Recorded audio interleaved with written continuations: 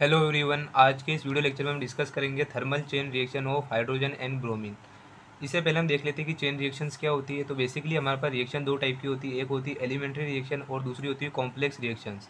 Elementary reaction ऐसी reaction होती है जो सिंगल स्टेप में कंप्लीट हो जाती है, लेकिन जो कॉम्प्लेक्स रिएक्शन होती है ऐसी रिएक्शंस होती है जो दो से ज़्यादा स्टेप में कंप्लीट होती है। ठीक है, अब कॉम्प्लेक्स रिएक्शन को भी हमने फर्दर क्लासीफाई करेगा इन थ्री टाइप्स। फर्स्ट होती है रिवर्सिबल रिएक्शन, सेकंड होती है कंसेक्यूटिव रिएक्शन और थर्ड होती है चेन रिएक्शन।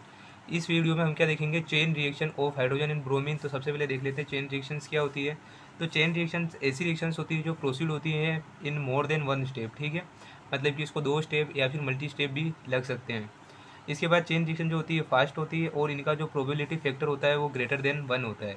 अब जो चेन रिएक्शन होती है हमारे वो प्रोसीड होती है थ्रू थ्री स्टेप। फर्स्ट होता है हमारे पास में इनिशिएशन, सेकंड होता है प्रोपगेशन एंड थर्ड होता है हमारे पास में टर्मिनेशन स्टेप। लेकिन जब हम बात करेंगे thermal chain reaction of hydrogen and bromine और जो इनकी फोटोकेमिकल रिएक्शन पढ़ेंगे तो वहाँ पे हम एक और स्टेप देखेंगे जो कि हमारे पास में क्या होता है, इनहिबिशन।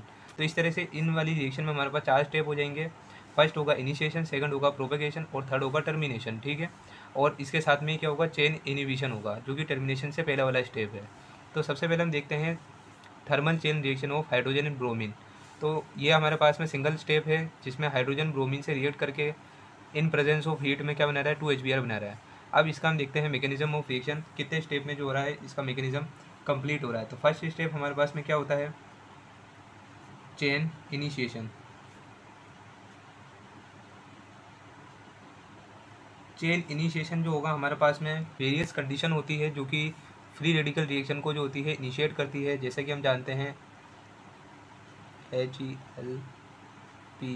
ठीक है, फर्स्ट होता है हीट, सेकंड होता है इलेक्ट्रिसिटी, एल जो होता है लाइट होता है, पी हमारे पास पेरोक्साइड और आर जो होता है अदर, जो हमारे पास में कोई रेडिकल होता हो तो भी हमारे पास में जो फ्री रेडिकल रिएक्शन है वो इनिशिएट हो जाती है। ठीक है, तो चेन इनिशिएशन में क्या होगा, सबसे पहले हमारे पास में कोई सोर्स होगा, इन पांचों में से कोई सोर्स हो सकता है जो फ्री रेडिकल जनरेट करेगा।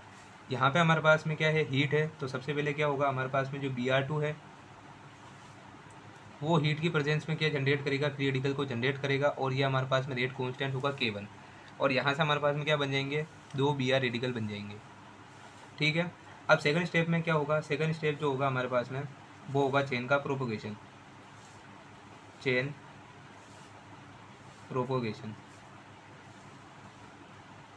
चेन प्रोपोगेशन में जो हमारे पास में चेन कैरियर बना था या फिर हमारे पास जो फ्री रेडिकल बना था वो हमारे पास में रिएक्शन को फर्दर और आगे बढ़ाएगा। यहाँ पे हमारे पास Br रेडिकल है, वो रिएक्ट करेगा हमारे पास में H2 मॉलिक्यूल से और हमारे पास में क्या बन जाएगा, K2 रेट कॉन्स्टेंट से HBr बन जाएगा और हमारे पास में एक जो होगा H रेडिकल जनरेट हो जाएगा। ठीक है, अब ये H रेडिकल क्या करेगा, वापस जो हमारे पास में Br2 है उससे रिएक्ट करेगा ताकि जो हमने पहले जो हमारे पास में चेन कैरियर था वो हमको वापस मिल जाए। ठीक है, तो इधर हमारे पास में क्या आ जाएगा, HBr और प्लस हमारे पास में क्या हो जाएगा, Br रेडिकल जो कि हमारे पास में शुरू में हमने चेन कैरियर लिया था। अब यहाँ पे होगा एक और स्टेप जैसा कि मैंने आपको बताया था। तो थर्ड स्टेप हमारे पास में क्या हो जाएगा, chain inhibition. Chain inhibition, chain inhibition में क्या होगा कि जो हमारे पास में प्रोडक्ट बन रहा है उसमें और ये जो H रेडिकल है वापस ये क्या करेगा, इसमें HBr से रिएक्ट कर लेगा ये H रेडिकल और हमारे पास में K4 रेट कॉन्स्टेंट से क्या बना देगा, H2 और Br। ठीक है, मतलब कि जो प्रोडक्ट बन रहा है वापस इसको क्या कर रहा है, डिसोसिएट करके हाइड्रोजन और ब्रोमीन रेडिकल को जनरेट कर रहा है। अब लास्ट में हमारे पास में कौन सा स्टेप आएगा, लास्ट स्टेप है हमारे पास में chain termination. Chain termination step में हमारे पास में क्या होगा, जो हमारे पास में चेन कैरियर है वो आपस में क्या हो जाएंगे, कंबाइन हो जाएंगे, Br radical plus Br radical और हमारे पास में जो शुरुआत में हमने लिया था K5 जो रेट कॉन्स्टेंट है उससे हमारे पास में क्या बन जाएगा, Br2। तो इस तरह से जो होती है 5 स्टेप में, ये 4 स्टेप में रिएक्शन कंप्लीट होती है। अब हम देखेंगे कि जो हमारे पास में HBr बन रहा है वो HBr का बनना ही क्या होता है इसमें कि रेट डिटरमाइनिंग स्टेप होता है, क्योंकि जो हमारे पास प्रोडक्ट है वो HBr है, मेजर प्रोडक्ट HBr होता है, इसलिए जो जहाँ जिस स्टेप में भी ये बन रहा होगा वो क्या होगा, रेट डिटरमाइनिंग स्टेप होगा। और हमारे पास में जो रेट ऑफ रिएक्शन है वो क्या आएगी, जिस जिस स्टेप में HBr बन रहा है उसकी जो हमारे पास में रेट है उसका जो हम क्या कर देंगे, सम कर देंगे तो हमारे पास में टोटल रेट ऑफ रिएक्शन निकल के आ जाएगी। ठीक है, यहाँ पे हमारे पास में क्या होगा, फर्स्ट स्टेप ये हो गया। ठीक है, सेकंड स्टेप हमारे पास में ये हो गया, ये थर्ड, ये फोर्थ और ये फिफ्थ। ठीक है, अब हम क्या करेंगे, इन सारी इक्वेशन पे एक एक करके रेट लो लगाएंगे। ठीक है, हम जानते हैं कि क्या होता है रेट लो। यहाँ पे आप देखोगे ये क्या है, हमारे पास रिएक्टेंट है और ये हमारे पास में प्रोडक्ट है। तो यहाँ पे हम क्या लगाते हैं रेट लो किस तरह से कि जो डी अपॉन डी टी होता है रिएक्टेंट के लिए माइनस, ठीक है, Br2 इक्वल टू होता है डी अपॉन में डी टी, और यहाँ पे 2Br रेडिकल जनरेट हो रहे हैं इसलिए हम यहाँ पे 1/2 करेंगे, और यहाँ पे हमारे पास में क्या आ जाएगा Br रेडिकल, और ये इक्वल होता है रेट कांस्टेंट उस रिएक्शन का। इस रिएक्शन का रेट कांस्टेंट हमारे पास में क्या है, तो इस रिएक्शन का रेट कांस्टेंट K1 है, तो यहाँ पे हम क्या लिखेंगे K1, और यहाँ पे हमारे पास में क्या आ जाएगा Br रेडिकल का ट्वाइस Br2, ठीक है, यहाँ पे क्या आ जाएगा Br2 K1, और ये हमारे पास में क्या है Br2, ठीक है। तो ये हमारे पास में क्या हो जाएगा रेट लो हो जाएगा फर्स्ट स्टेप के लिए। सेकंड स्टेप के लिए भी हम इसी तरह से लिख देंगे, तो ये हमारे पास में क्या हो जाएगा डी अपॉन में D T minus Br radical, और इसी तरह से माइनस डी अपॉन में डी टी और H2, ठीक है, और ये इक्वल होगा डी अपॉन में डी टी HBr के, और ये इक्वल होगा अपन डी अपॉन में डी टी और H के, और ये इक्वल होगा हमारे पास में K2, ये हमारे पास में किसके इक्वल होगा K2 और Br रेडिकल और H2। तो ये हमने किस तरह से लिखा, ये हमारे पास में स्टेप था सेकंड स्टेप में हमारे पास क्या है Br रेडिकल H2 HBr और H रेडिकल। हमने क्या करा D upon d t of Br radical minus में क्योंकि रिएक्टेंट है, और इसी तरह से D upon d t of H2 और D upon d t of HBr, इस तरह से ये सब हमने लिख दिया, ठीक है, और इसको इक्वल कर दिया K2 और Br H2। तो इस तरह से हमारे पास में ये आ गई, ठीक है। इसी तरह से हम सबके लिए लिख लेंगे। तो यहाँ पे हमने क्या करा ईच स्टेप के लिए रेट लो लगा दिया। यहाँ पे फर्स्ट स्टेप में हमारे पास में क्या है Br2 से हमारे पास में 2Br रेडिकल जनरेट हो रहे हैं, तो यहाँ पे क्या होगा ये हमारे पास में रिएक्टेंट है, तो फर्स्ट स्टेप के लिए क्या होगा minus d upon d t o Br2 equal होगा d upon d t o Br radical, और यहाँ पे 2 आ रहा है तो हम इसको जानते हैं कैसे लिखते हैं 1/2 लिखते हैं आगे, ठीक है, इक्वल टू क्या हो जाएगा K1 और हमारे पास जो रिएक्टेंट है उसकी कंसनट्रेशन Br2। इस तरह से सेकंड स्टेप के लिए भी हमने लिखा है ये वाला, और थर्ड स्टेप के लिए भी हमने लिखा है ये वाला, ठीक है, और इसी तरह से जो हमारे पास में फोर्थ स्टेप है उसके लिए भी हमने क्या लिखा है ये वाला हमने लिखा है, ठीक है।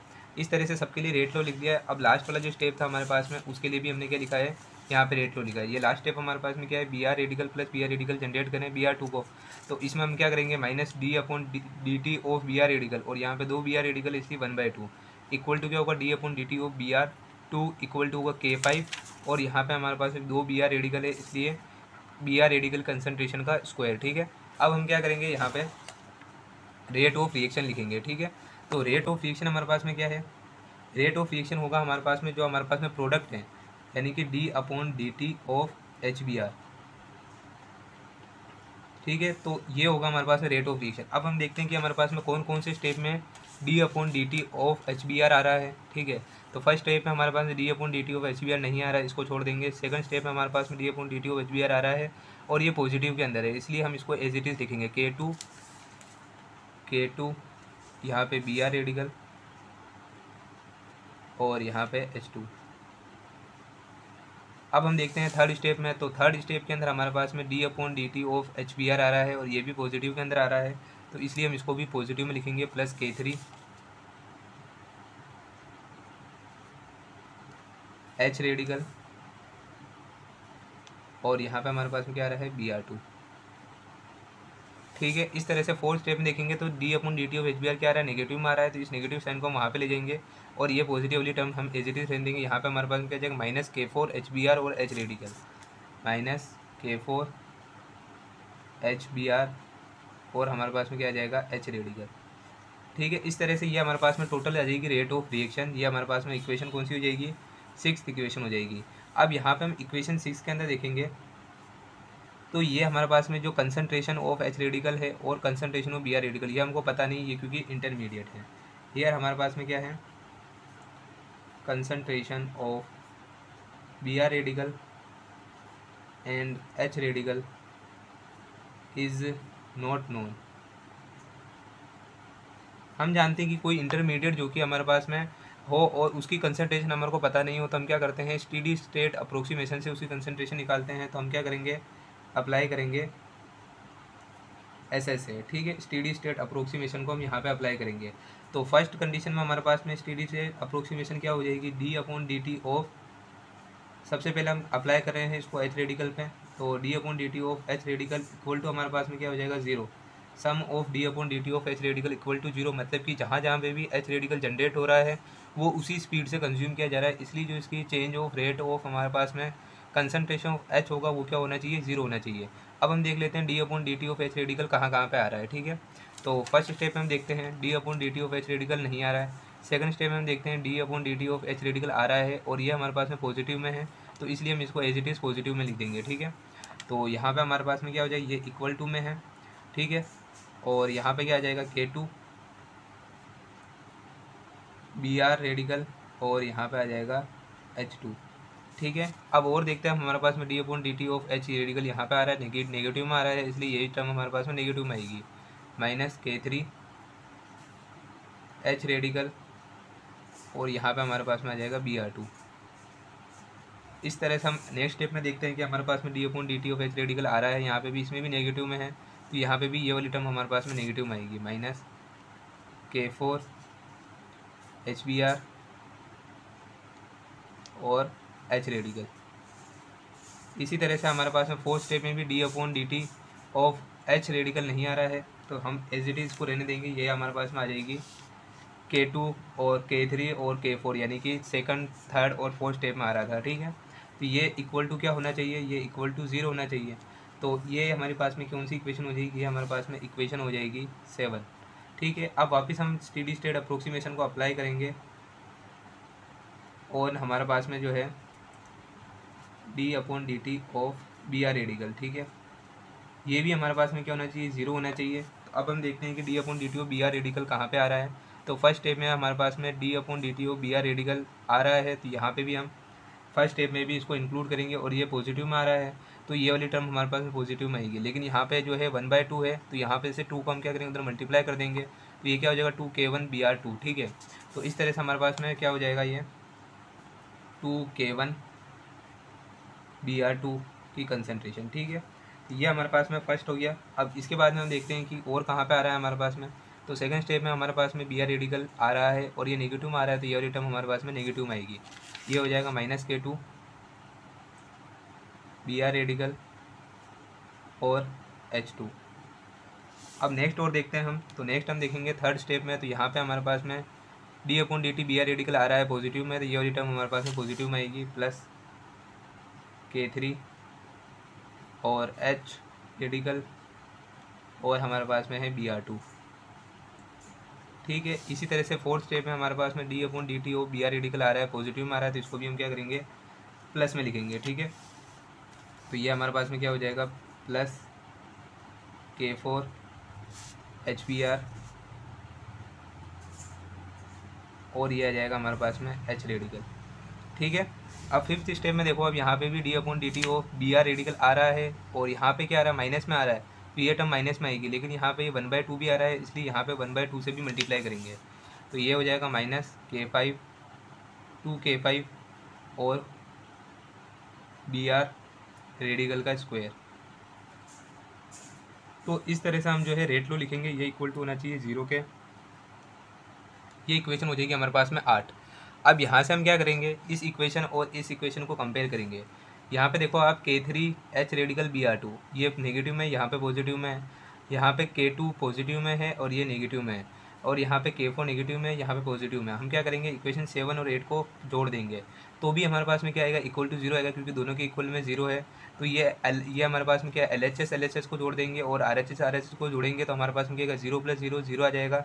और जब इन दोनों को जोड़ेंगे तो हमारे पास में जो टर्म इक्वल है और जो साइन नेगेटिव में आ रहे हैं वो कैंसिल हो जाएगी। तो यहाँ पे क्या हो जाएगा, ये वाला आप देखो, ये तो एज इट इज़ आएगी क्योंकि ऊपर वाली टर्म में ये है ही नहीं, तो 2K1 और Br2, ठीक है। यहाँ पे हमने क्या करा, इक्वेशन 7 प्लस इक्वेशन हमने क्या करी 8, ठीक है। तो सेकंड हमारे पास क्या है, K2 Br रेडिकल और H2, ठीक है। यहाँ पे ये हमारे पास में क्या है, पॉजिटिव में, लेकिन यहाँ पे नेगेटिव में, तो ये क्या हो जाएगा, कैंसिल हो जाएगा। और K3 यहाँ पे नेगेटिव में, यहाँ पॉजिटिव में, तो ये भी कैंसिल हो जाएगा। K4 नेगेटिव में है और यहाँ पॉजिटिव में, तो कैंसिल हो जाएगा। और माइनस हमारे पास में क्या आ जाएगा, 2K5 Br रेडिकल का स्क्वायर इक्वल टू हमारे पास 0 आ जाएगा। तो इस वाली टर्म को उधर ले जाएंगे, तो हम इसको क्या लिख सकते हैं, इसको हम लिख सकते हैं 2K5 Br रेडिकल का स्क्वायर इक्वल टू हमारे पास में हो जाएगा 2K1 Br2। यहाँ से आप देखोगे 2 से 2 कैंसिल हो जाएगा और Br रेडिकल की वैल्यू हमारे पास में क्या आ जाएगी, ये हो जाएगा K1/K5। ठीक है, इसकी पावर भी हमारे पास में क्या हो जाएगी, हाफ, यानी कि यहाँ से स्क्वायर हटेगा तो यहाँ पे टोटल में क्या आ जाएगा, अंडर रूट आ जाएगा और ये मल्टीप्लाई में वहाँ पे जाकर डिवाइड में हो जाएगा। ये हमारे पास में क्या हो जाएगा, Br2 की पावर हाफ। ठीक है, ये हमारे पास में इक्वेशन 9 आ जाएगी।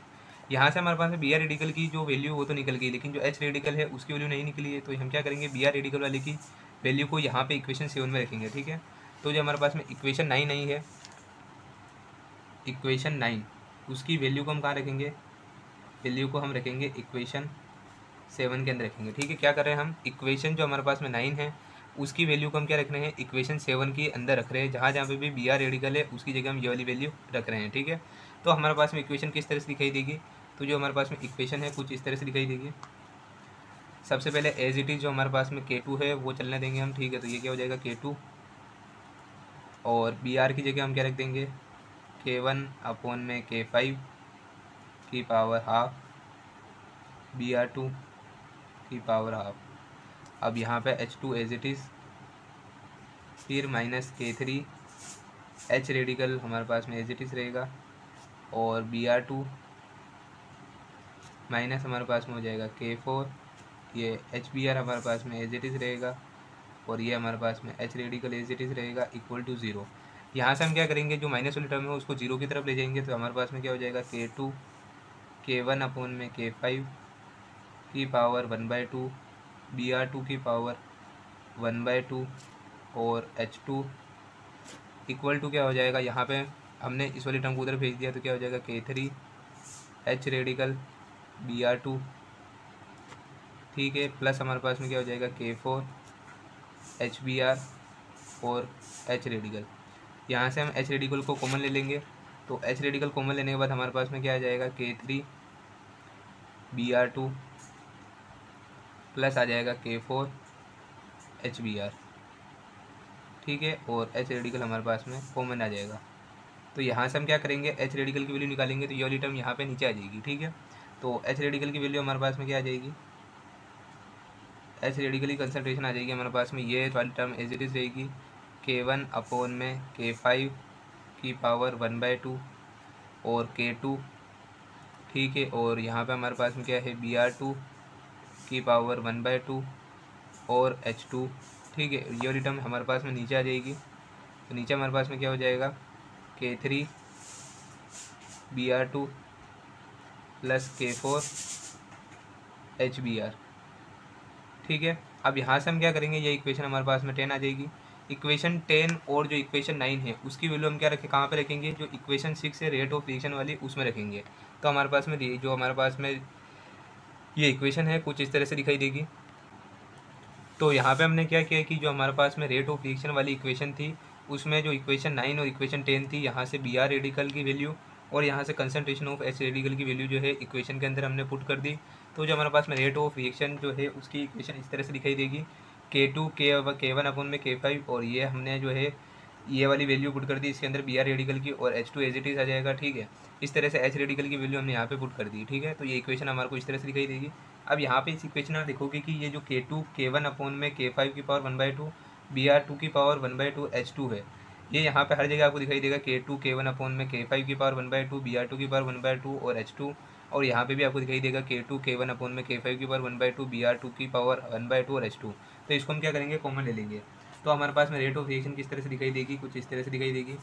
R इक्वल टू क्या हो जाएगा, K2 K1/K5 की पावर 1/2 Br2 की पावर 1/2 और H2।